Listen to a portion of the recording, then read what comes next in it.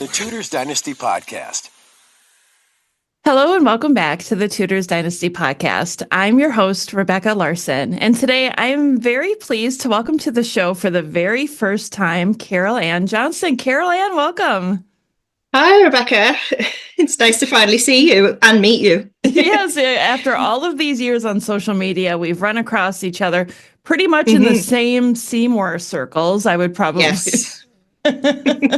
So if you don't already know Carol-Ann, she runs the Jane Seymour page. What's it called exactly on Facebook? Jane Seymour, Henry VIII's third wife. There we go. So if you love Jane Seymour, I highly recommend that you follow her there because she's always sharing all kinds of fascinating information. But today I have Carol-Ann here to talk about her book, Jane Seymour, An Illustrated Life. And of course, you guys know if you're listening to this show, I'm obsessed with Thomas Seymour and the Seymour family. But mostly my focus is on Thomas, not so much on Jane or his other siblings. So I love when I have the opportunity to welcome a guest on the show who has a focus on a topic such as Jane Seymour. So I have to know, Carol-Ann, what attracted you to Jane Seymour in the first place? I've always been a big fan of the six wives of Henry VIII. They started very young in school. I remember thinking in a lesson that six queens is pretty unusual, pretty cool. And then as I got older, obviously delved into what that meant and learned obviously more the ups and the downs of being the wife of Henry VIII.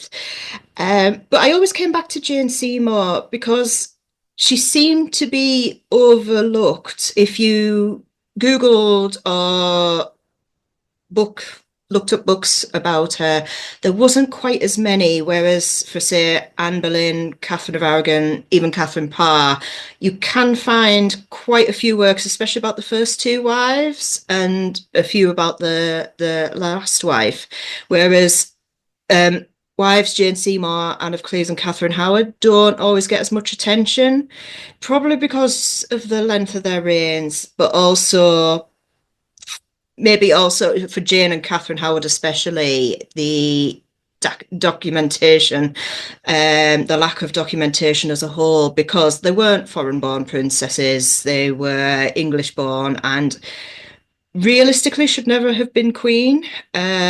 So no one was really documenting their lives in great detail until they became caught Henry's eye. Jane has always been, for me, it's been a lack of attention towards her, but I almost felt connected to her in a way because she always seemed to fade into the background. And as a child, I was chronically shy. If I would do anything not to be the center of attention, I used to love listening to people, answering questions, not so much questioning. So yeah, I felt in a way that maybe similar personality, possibly. We preferred to be in the background, watching, getting on with things, talking to people we were closest to. And it was little things like that. And it started from there and it grew. And also, obviously, as I've said, she doesn't have a lot of attention and following. So it was just to try and increase that. And I never expected the page to be as big as it is. When I first started it, I was actually figuring it out as I went along. It started as a group. And I thought, if I can get 100 followers, then that's an achievement. That would be good. And then I found that pages were getting more and more appearing more and more, so to speak, and getting more interaction, whereas groups, from my point of view, I don't know if anybody else's, seem to be almost a bit old-fashioned and clunky. Strange word. But the pages seemed to flow a lot better. It was easy to update them, easy to post. So I changed to a page and it grew slowly at first. And then I remember there was a phase of all the Tudor pages sort of saying, if you share mine, I'll share yours. You didn't have to, but it was a nice little thing just to make you aware of each other's page. And then from the start of there, then it really started going up and up and up and out, and yeah, and I think it's managed to somehow get to 12,000, which is pretty shocking. Yeah, that's a great number. Definitely. I like how you said that you feel like you kind of relate to Jane a little bit because that's how I have always felt about Thomas Seymour. I feel like there is just something about his character that I can relate to that helps me understand him. So it's kind of nice to hear that you have Yeah. that same feeling with Jane. But I do wonder, and I'm curious what you think about this. Do you think there were any similarities as far as level of ambition that Jane had that was like her brothers, Edward and Thomas? That's difficult to answer because we have so little from Jane herself. But as a whole, the Tudor court was about progressing. As I've already said, no one saw an English woman becoming Queen of England. The only previous woman who had done it recently was Elizabeth Woodville, and that had caused its own problems and crises. And it wasn't thought it probably wasn't thought it would be done again. But a Tudor woman had a very limited career. They went to court, and their ambition, or their family's ambition, was to make a good marriage, have a family, and extend that family's influence. So I think there would have been a degree of ambition to do the best she could. She didn't want to be left behind, so to speak, because that would be one of the worst things for a Tudor woman, to be sat on the shelf. And it is interesting that Jane was remarkably old for her first marriage, when she did marry Henry. She did have an almost betrothal a few years earlier, but came to nothing, unfortunately. So I think also with that failed betrothal, that may have been another kick to her to maybe, right, I must do something. I must be married, as that was really all she could do. She could progress at the Tudor court. She could perhaps be closer to the Queen, if she did a good job, was seen to be, and seen to be is an odd phrase. She was religious and pious. I don't believe any of that was faked or put on. And especially in Catherine of Aragon's household, with them being similarly inclined beliefs-wise, it likely would have got her noticed. Unfortunately, we don't have any record specifically of that. As when Jane was likely first started at court was the beginning of the Great Matter, when obviously Catherine would have had a lot more problems to focus on at the time. But I think there would have been a level of ambition to do well, to become Queen, probably not at first, but unfortunately for Anne Boleyn, she proved herself it could be done, and that left it open for absolutely anyone and everyone to try to get their daughters, sisters, nieces, the king's eye, basically.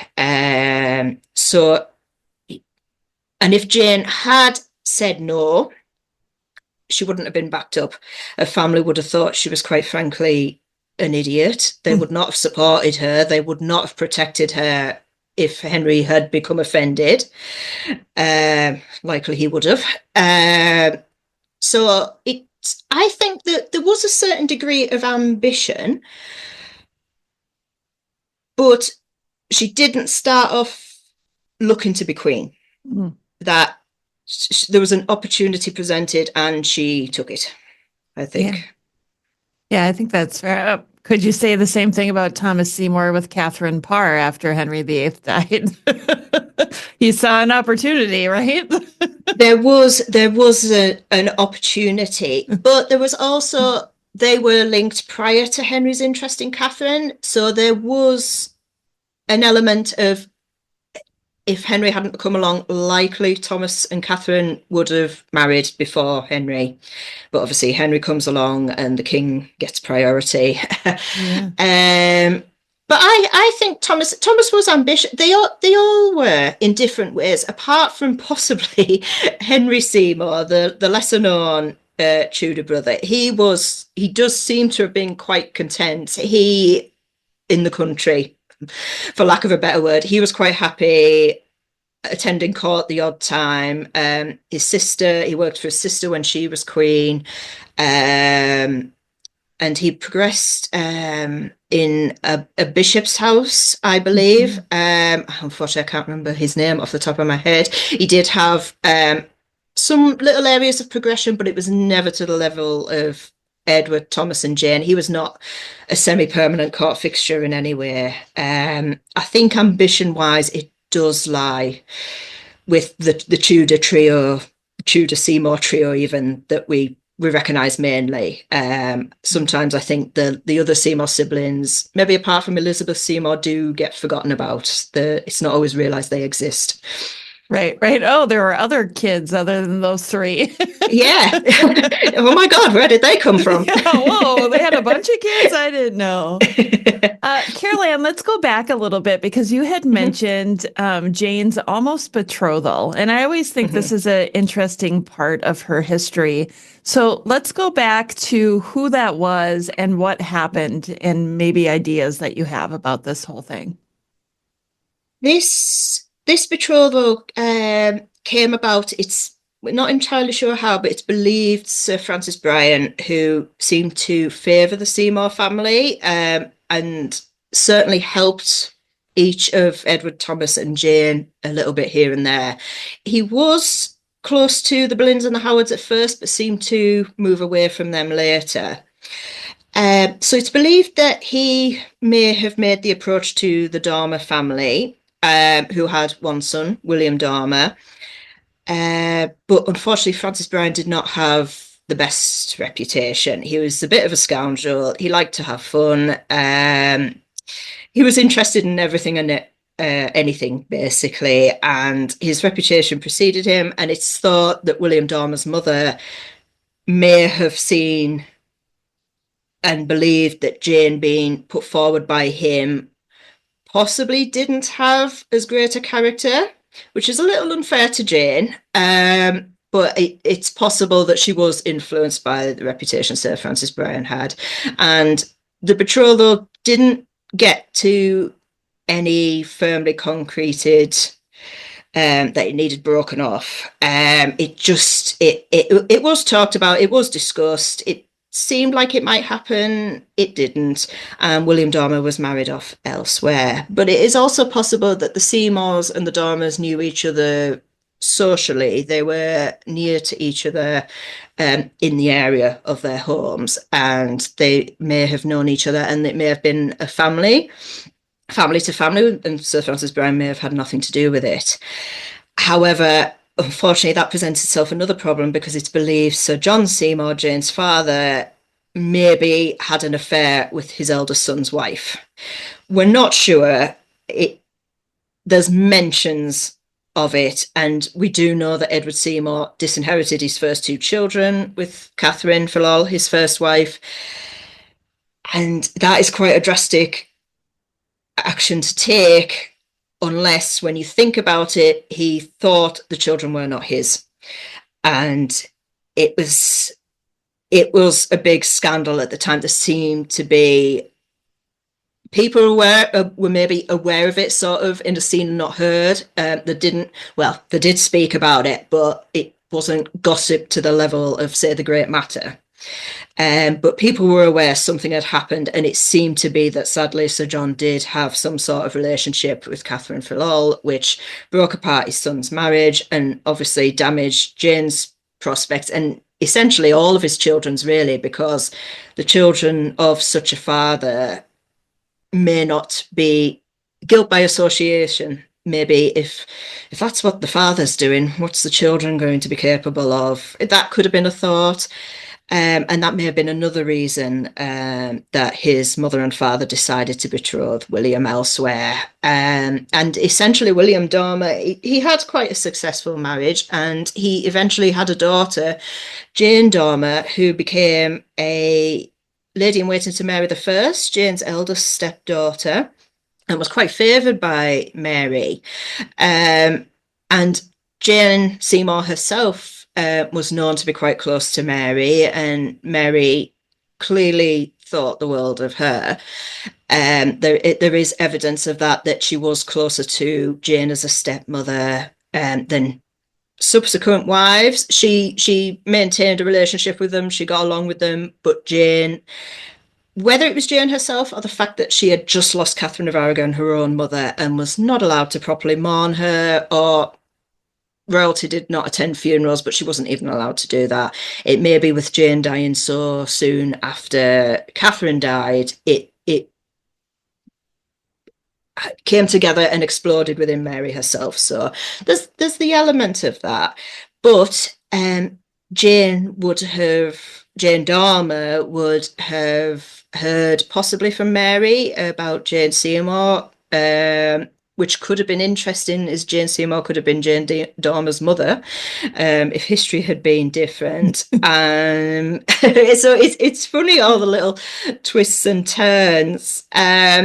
But yeah, the scandal appears to have broken the betrothal up for Jane Seymour, and it's a little unsure quite which scandal it was, but it essentially was one of them. And it was also perhaps attached to the Great Matter. They were conservative Catholics, and again attached to Sir Francis Bryan with his activities. They may not have thought Jane was a pious Catholic as well, just because it was Sir Francis promoting the matter. He's likely, or it may have been thought, he was promoting somebody who had similar interests to him. Understandable, but she didn't, clearly. But it didn't happen for Jane, and she was getting older at that point. We believe she was in her late 20s when she died, and most Tudor women, or girls as we call them now, were first marriage could be as young as 13. So she was an unusually long time not married. And another strange thing about that is that Elizabeth Seymour was married first. Now, it was almost socially an unwritten code that the children were married in birth order, essentially. So Edward being after, they did have an eldest son who was John Seymour, who died young, but Edward Seymour became the heir. He was the eldest surviving son. So he was married first. But Elizabeth Seymour is younger than her sister, as far as we know. All the dates and the surviving evidence do indicate that. I have wondered if perhaps the dates are wrong, but I found no evidence of that. It did cross my mind at one point that Elizabeth was perhaps older, and that's why she was married first. But it could be, as I say in my book, it could have been a number of factors. Elizabeth was maybe the same age as her husband, or prospective husband at the time. It turns out she wasn't. But it could have been, unfortunately, down to appearance. Jane was never regarded as beautiful. And Elizabeth maybe did have something a little bit more than her sister that possibly allowed her that push. And in order to secure the marriage, if they had, as we said, they had around 10 children. If they weren't happy, sounds awful, if they weren't happy with getting through the eldest daughter, in order not to lose the marriage, oh, we have another daughter, this is Elizabeth, perhaps it could have come down to that, which again would have been harsh on Jane to see her sister married before her. And if that was the reason as well, must have been a bit of a kick to the stomach. No woman wants to be sort of shunted aside. I say woman, no woman wants to be overlooked for as simple as their appearance, especially when they've likely got so much more to give. But yeah, the marriage, it didn't come off, but it didn't attract, its failure didn't attract I can't think of the word, the censorship, because the Anne Boleyn's failed union with Henry Percy did. It does, William and Jane almost go on, well, Jane herself almost becomes Cinderella. She lost that marriage, but she went on to a better marriage. But in the grand scheme of things, the idea would have been her reputation was intact. There was no fault through her, and a king decided to marry her. Yeah. I always go back to that scandal, right? Because that is the big Seymour scandal. What's true? What's not true? I think everybody can agree something happened. Mm-hmm. We don't necessarily know what happened, but I think my question with that is always, well, if something so scandalous happened, why would Henry VIII be willing to marry into the Seymour family, knowing that the scandal's attached to him? That is also a good point. But by the time Henry married Jane, the scandal was several years old. Jane herself came from a very fertile family, so she had that going for her. He had met her. He was able to observe her character. So in a way, he was maybe more, a phrase I never thought I'd use with Henry, enlightened than some of his courtiers, or maybe it's simply just he fancied Jane and he wanted her at that point. And if the marriage had failed and Jane had not produced a son or something else had gone wrong, he could have dragged up the scandal and made that a part of I'm divorcing her, or worse. As it turned out later, it could have been so much worse. But yeah, it is interesting to think that he did ignore the scandal. I don't entirely know why. That is just a few theories of mine. He was very, what he wanted, he got, and Jane managed to attract his attention. And if he wanted her, that may have superseded anything else, which in the end it clearly did. But another thing to think about is we don't know. We've seen suggestions that both of Catherine's children, she had two sons with Edward, or she had two sons that were both disinherited by Jane's brother Edward. But the suggestions that one of them may have been his, the elder one, and the second one was not his, or vice versa, or they both weren't his. It's a very murky background. And yes, it was a scandal. There's no dispute in that. But Henry may have also known something else that we don't know now. He may have known the truth of the matter. But it was likely more of he saw Jane, he developed an attachment, and what he wanted, he got, bar any consequences. And it may have become a factor later. As Chapuis said, he may marry Jane on condition that she's a virgin. If it doesn't work out, he'll say she wasn't. So if things had gone wrong, likely that scandal would possibly have been a factor. But luckily for Jane, it never did during her marriage. In regards to her marriage, it was very successful. Yeah. At this time, Henry VIII had been married twice, so he sure had a lot to think about when it came to a marriage with Jane, didn't he? He did. He did and he didn't. He did have a lot to think about from our point of view, and you would think from his point of view as well. But he was very. I still think a lot of it was he saw and he wanted. He convinced himself he was in love with Catherine of Aragon. He believed he was in love with Anne Boleyn, but it was closer to an obsession for Anne, I think. As I say, he would have thought it was love. I don't think he was, and that's another interesting angle. I don't think he was very good, which just seems a silly thing to say, but as a husband, he was not very good with his relationships, obviously. And it's almost interesting to ask where that came from, because he had the evidence of a solid marriage with his parents. Unlike his brother Arthur, he was a lot closer physically to them. So he'll have had plenty of opportunity to witness their marriage. And the suggestion is he was looking for another Elizabeth of York. He saw his mother as the perfect Queen of England. He was trying to replicate what his parents had, and it did not happen. In his eyes, it did not happen. It was very successful with Catherine. Unfortunately, she lost so many children, which was not her fault. And their relationship was probably, we would call it stalkerish now. She had no choice. She didn't. She, almost like Jane, once she realised Henry wasn't going to leave her alone, without offending the king, there was nothing she could do. She had to make the best of what this course of action was going to take. Jane, very similar. Anne of Cleves was a reverting to tradition, a foreign-born bride brought into England, which unfortunately did not work. Likely, again, not Anne's fault. Catherine Howard was almost like Anne and Jane, seen and wanted. She was too young, I believe, for the role she was expected to play.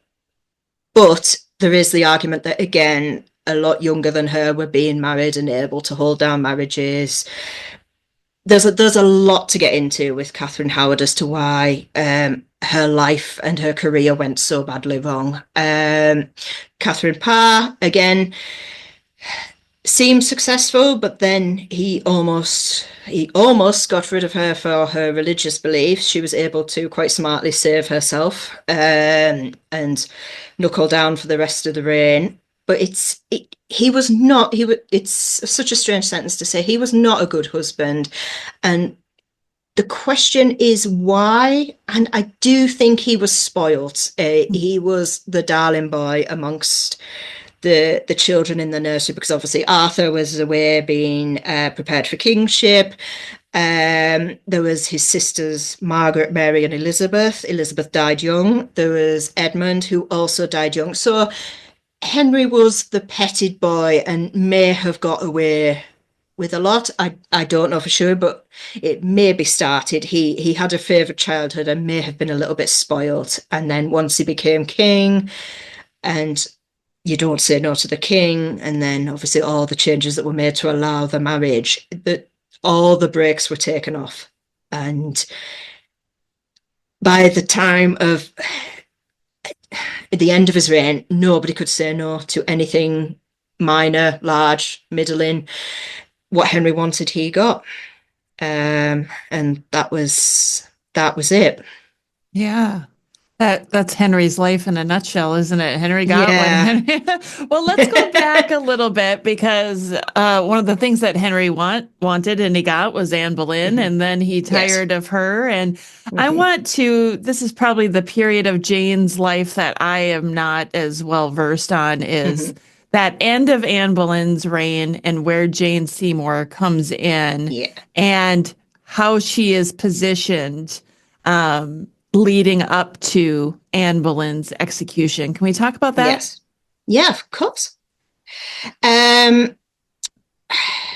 We know she is first mentioned in the Eustace Chapuis letters following the death of Catherine of Aragon and Mistress Semel, which was Seymour. He was referring to Jane Seymour, and this was he was referring to events in January. But I believe the letter itself, off the top of my head, may have been dated to February, but obviously it was backdated, referring to events that had taken place earlier. And that's the first concrete mention we have of Jane. But he does refer to her receiving presents and attention from the king. Now, if it had been going on longer, you would think Chapuis would have mentioned that, but he doesn't. So it does seem to give us an indication that Jane was becoming, people were becoming aware of Jane pretty much around the time Chapuis was writing. So this was January 1536. But Henry was unusually discreet with his mistresses. It isn't clear exactly, apart from Bessie Blount and obviously her son, Henry Fitzroy, Henry's son, and Mary Boleyn.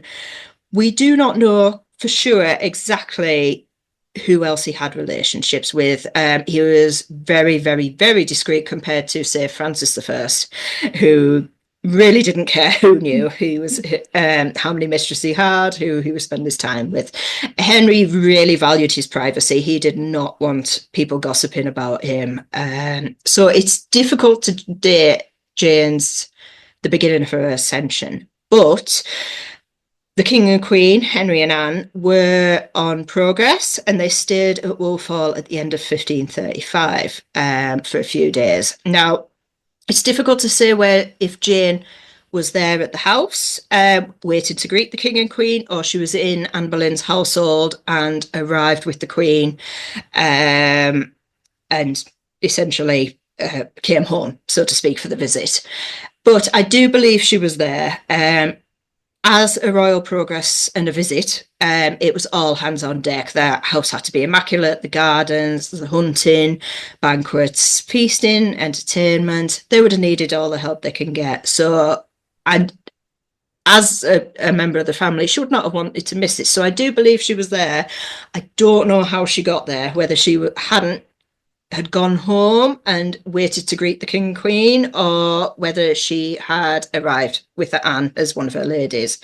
But she was definitely at court in January, because we have the first concrete mention of her receiving gifts of Henry, and Anne was certainly aware that he was interested as well, because Chapuis does tell us she was troubled by what was taking place, because again, Anne had unfortunately set herself a precedent. She had proven it was possible for a woman to become Queen of England.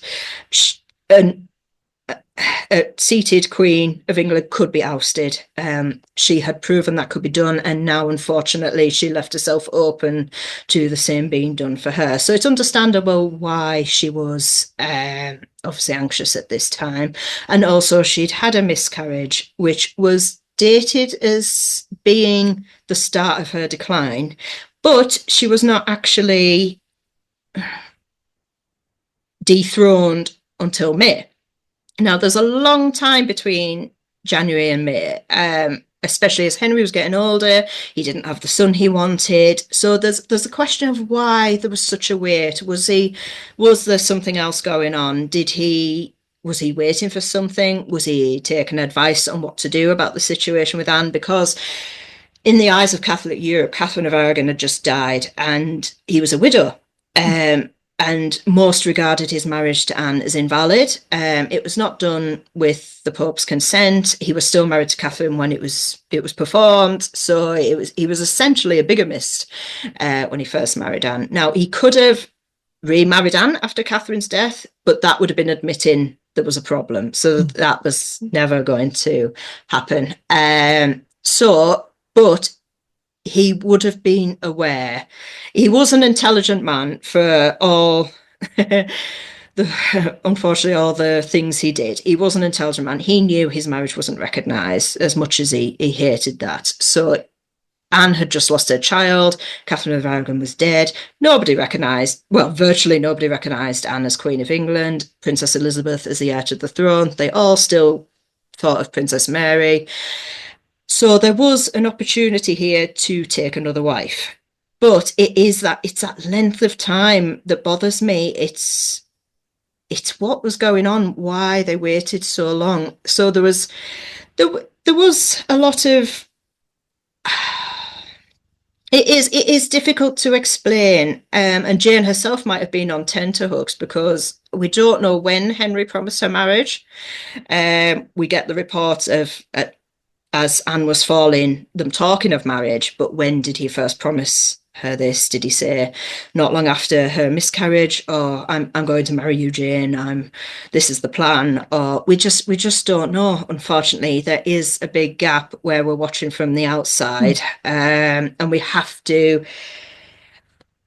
take as we find. So I do believe there was something going on, whether it was discussions about Anne's future, the reactions of Europe, obviously, because getting rid of another wife via divorce, annulment, was going to make Henry a laughing stock, because he'd done it once. And essentially the common thought would have been, have you considered that it's not the wives that are the problem at this point?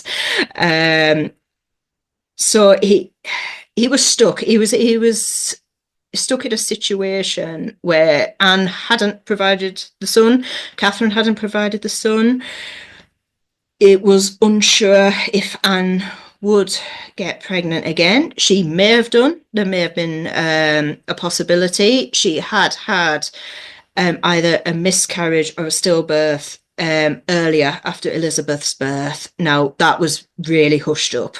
We don't know. It may even have been a false pregnancy due to the stress she was under. She thought she wanted the child so much, like Mary later on in her reign, that she almost willed it into being. But there was suggestions of a second pregnancy that ended in mysterious circumstances, but this third one was a miscarriage. And for Henry, it was history repeating itself. Catherine had had stillbirths and well, actually, no. Catherine, we believe, had stillbirths and children that died soon after birth, sadly. She doesn't appear to have had. It was Anne Boleyn who had a miscarriage. So it's...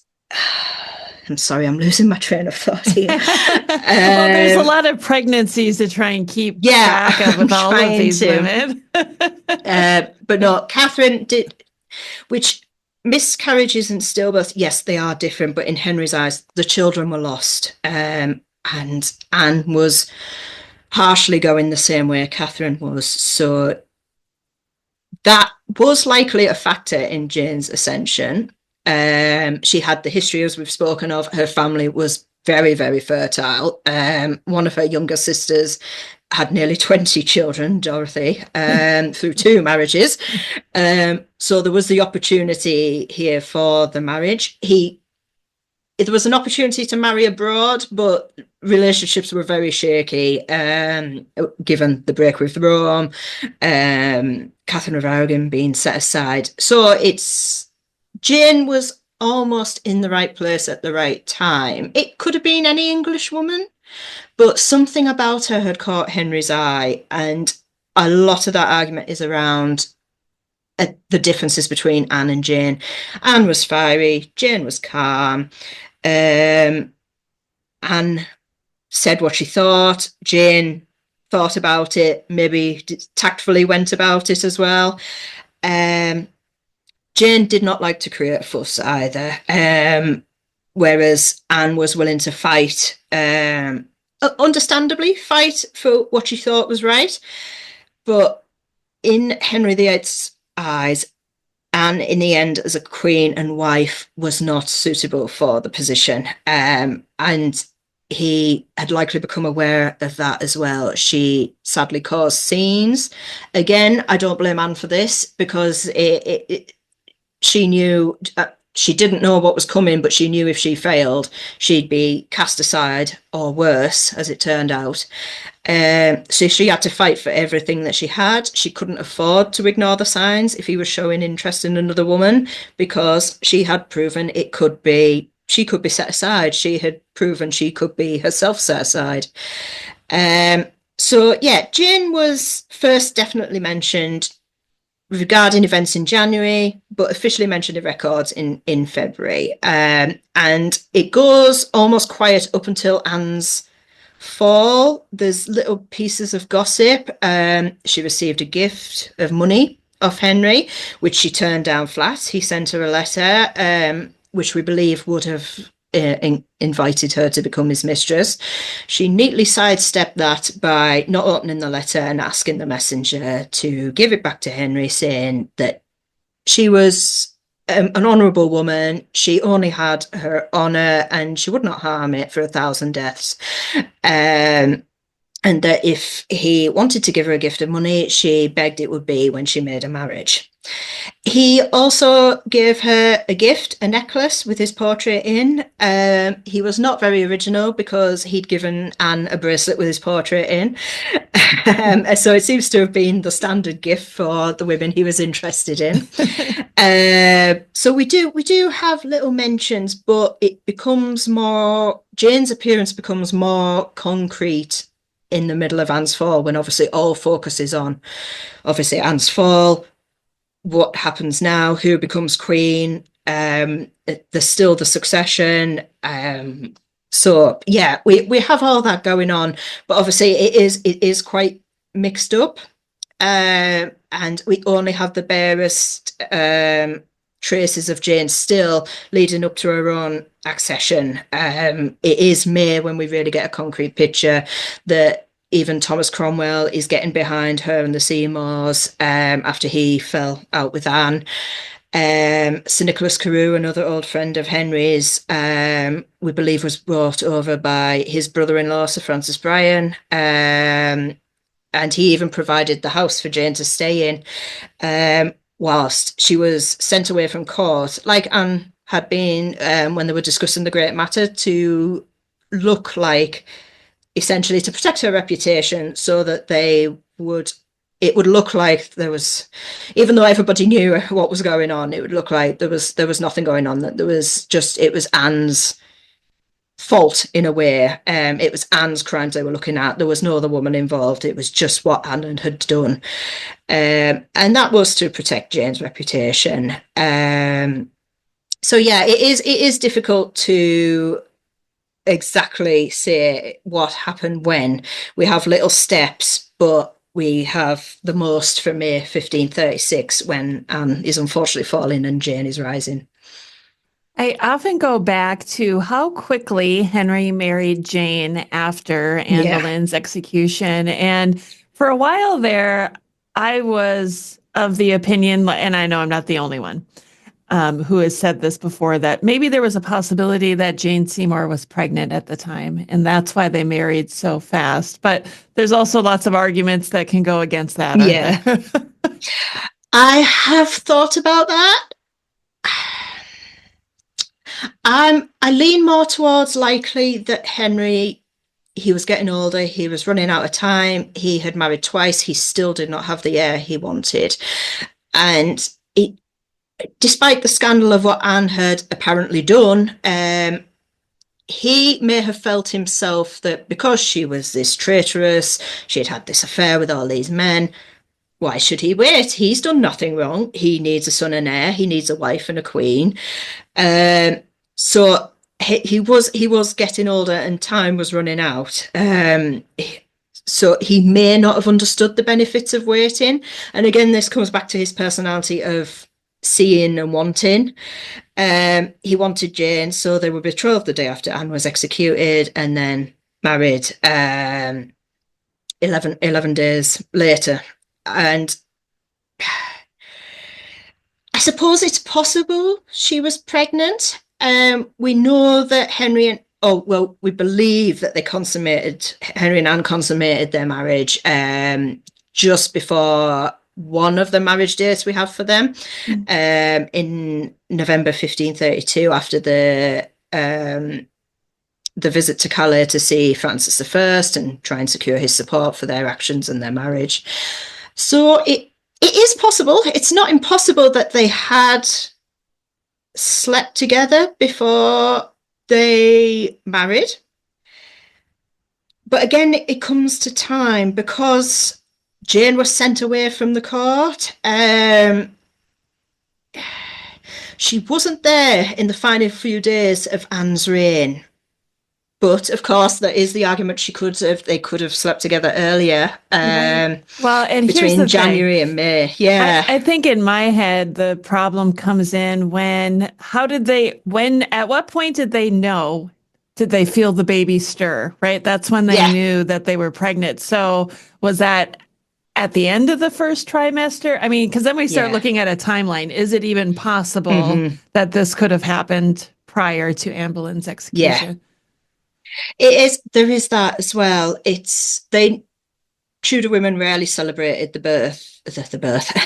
their pregnancy or announced it, because unlike us, they had no pregnancy tests. They would have suspected they were pregnant, maybe going off certain foods, smells that they previously liked, don't like now. There were symptoms they could have suspected they were pregnant, but they didn't know essentially until the child moved. So again, I agree with what you're saying there. That was quite a short period of time as well. And we go back to Jane's letter. She essentially said she did not want a relationship until she was married. That it was a short window for her to become pregnant. It's possible, not impossible, but to suspect she was pregnant and accelerate Anne's downfall, it would have been quite the gamble given the situation Henry and the Tudor court was in, because if it turned out she wasn't pregnant and he'd married her for nothing,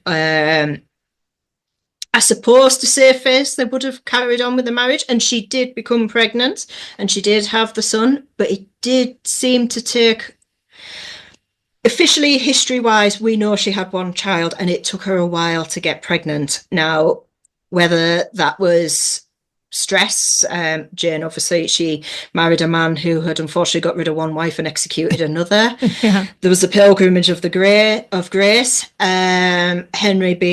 Henry, the volatile husband, the plots and everything going on at the Tudor court as general activity. It was not a relaxed place to be. So that may have played on health and ability for both Henry and Jane, but it likely lies with Henry. We have Anne herself saying in a moment of anger that he was becoming incapable, to put it tactfully. So that may be the reason Jane was not pregnant officially until later. But yes, it is possible they had consummated the relationship, but I don't see a lot of evidence for that. So I accept it's possible, but I don't follow it at the moment. Well, now I'm going to throw in even more of a conspiracy theory for you. Are you ready for this? Okay. Okay, let's say Jane was pregnant. We'll go against probably the likelihood that she probably wasn't. But let's say she was pregnant. They got married. She is carrying, hopefully, the heir to the throne for Henry VIII. But there might be somebody who's in the way who could take that throne away from her son, Henry Fitzroy, who then suddenly dies. Oh, do you see where I'm going with this? Is it possible that the Seymours poisoned Henry Fitzroy to make way for what they presumed could be their nephew? You're welcome. It's possible.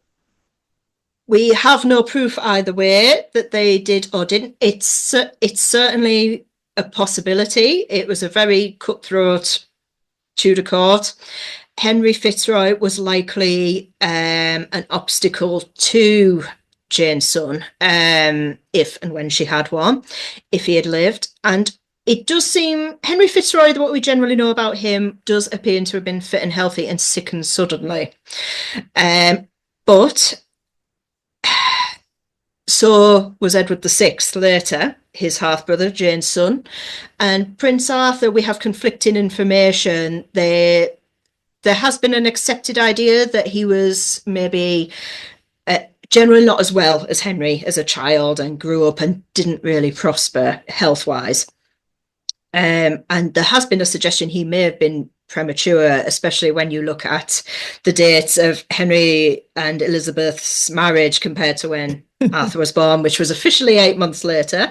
But if they were betrothed and the church accepted the marriage was going to happen, they may have consummated their marriage as well, their relationship before the official marriage ceremony. There was nothing wrong with that. If they had promised each other, and it was generally accepted Henry VII and Elizabeth of York would marry. But it is I always find it interesting that Henry Fitzroy, Prince Arthur, and Edward VI all died at very similar ages, very similar issues described, symptoms. They sickened fast. The Tudor dynasty appeared, on the male side at least, to have some sort of wasting disease. Now, it was possibly tuberculosis. It was possibly something else they'd never seen before.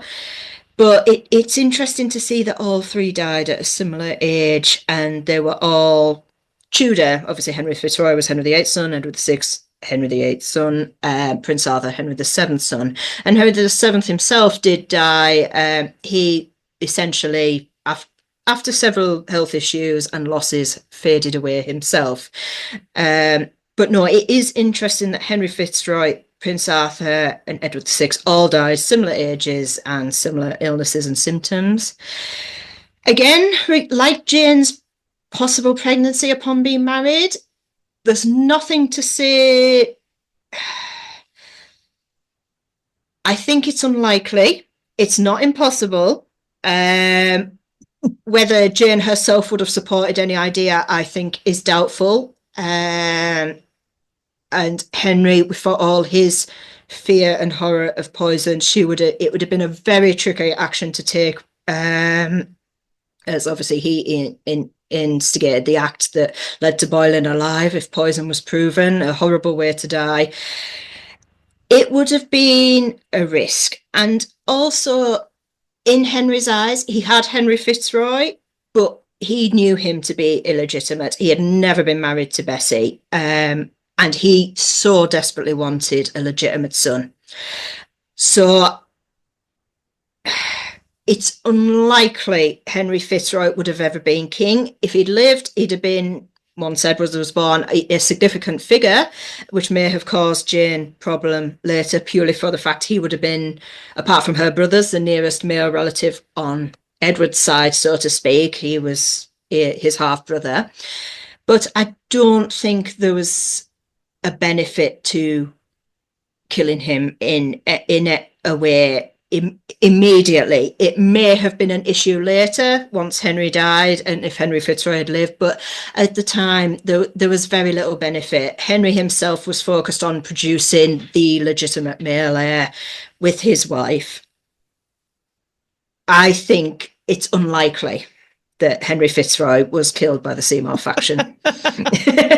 Well, sometimes we come up with these wild ideas. We just have to throw them out into the universe and go, no, of course. Right? And I'm always we'll never know, but I think it's unlikely. That there was very little benefit at the time of Henry Fitzroy's death to Jane, Henry, and the Seymours, purely because they knew how much Henry Fitzroy meant to Henry, but they also were aware of Henry was really, really focused on producing this legitimate male heir. He had Henry Fitzroy in reserve, but he never really seemed to put him forward as king. Even when councillors suggested it, he accepted Henry Fitzroy as illegitimate. If things had become desperate, again, there's a possibility. But at that time, when Henry Fitzroy died in July, he had just married Jane. He believed they were going to have children. There'd be no problems there. No, I don't think it's likely at that time. Well, this has been so much fun chatting with you. I think, we're winding down here for an hour. Okay. And I think, it's always trying to figure out how to end an episode, right? But yeah, I wanted to end it on this scandal because what a great way to end the show. But I think one of the topics that I want to look at with you before we go is Jane's age, right? Because she died 12 days after giving birth to Edward VI. Yes. And then there was this grand funeral for her. And there are things that we count in these images or in the people involved that say, oh, well, she must have been this old. Let's talk about that. How old do you believe Jane was when she died? I believe she was late 20s when she died. The first piece of evidence we have is, I did contact Alison Weir about this when I was writing my book, because she mentions in her book, The Six Wives of Henry VIII, that 29 ladies walked in procession. And that was a tradition, apparently at the time, to mark each year of the deceased's life. And there is evidence that something similar happened at Elizabeth of York's funeral. Now, the ladies didn't walk in procession, but there was 37 virgins stationed at one of the passing points of a cortege. The mayor and the lady mayoress had organised this. And again, seems like an odd number until you realise Elizabeth of York was 37 years old when she died, and unfortunately died on her birthday. So there is evidence that this was a possibility. And we know Elizabeth of York's funeral was used as essentially a guide on how to do Jane's, because a Queen of England had not died so recently in good estate. Obviously, Catherine of Aragon was buried as the Princess Dowager, Anne Boleyn buried as a traitor. So they did have to look 30 years before to find out exactly what to do when a Queen of England died. So there is the evidence that the ladies walking in procession, there was 29 mentioned. Now, unfortunately, Alison wasn't able to lay her hands on quite where she got this from. So it's mentioned, and there's the evidence from Elizabeth's funeral that there was something similar took place.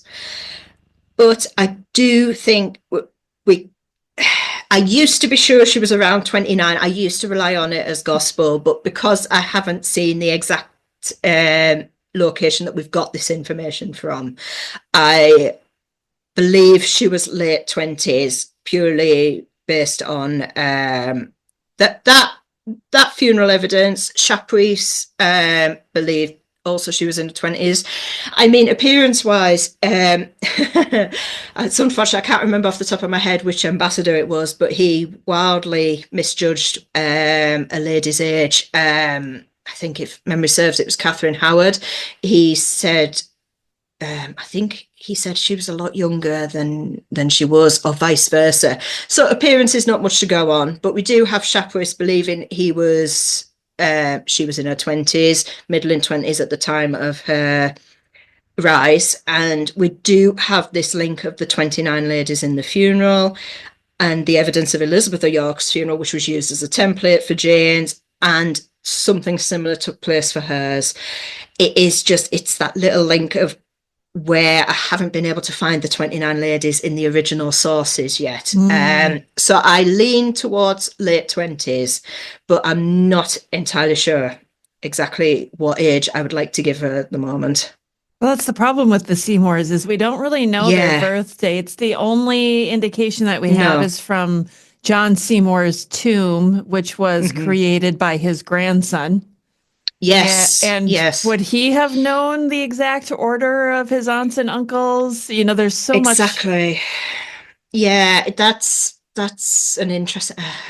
I hadn't thought to think about that, but yeah, obviously the grandson. It's like yourself when you think, like, with your own grandparents now. If they had a lot of children, you would only probably be aware of, obviously, your parents, and the fact that they had the children. You may get them the wrong order yourself if they had a lot. That's certainly possible. I don't have an exact age, but I do believe late 20s is a good indication from the several pieces of research and evidence. But I would like to try and find something a bit more concrete. Unfortunately, birth records weren't mandatory until actually Henry VIII's reign, and Jane was obviously born possibly in the early years of Henry VIII's reign, or just at the end of Henry VII. So they weren't mandatory, and she was going to be, as her life started, maybe somebody in her local community, possibly well known in her area, but not well known enough to record the 17th of February 1507, unfortunately.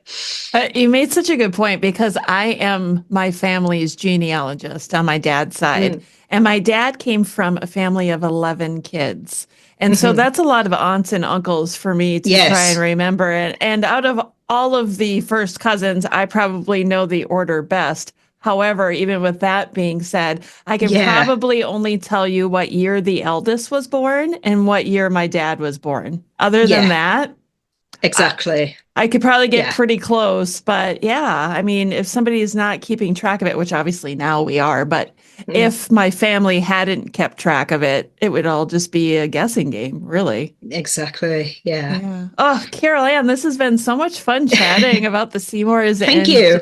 and Jane with you. So her book, Jane Seymour, An Illustrated Life, is available. If people would like to go out and get this book, where can they get it?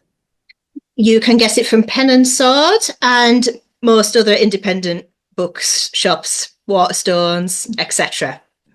Wonderful. Carol-Ann, thank you so much for coming on the show today.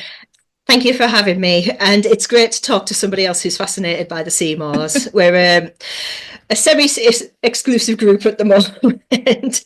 We are. Let's lead this group, right? Yeah. We'll have to get Dr. Elizabeth Norton involved as well. I admire her so much for her work on Jane.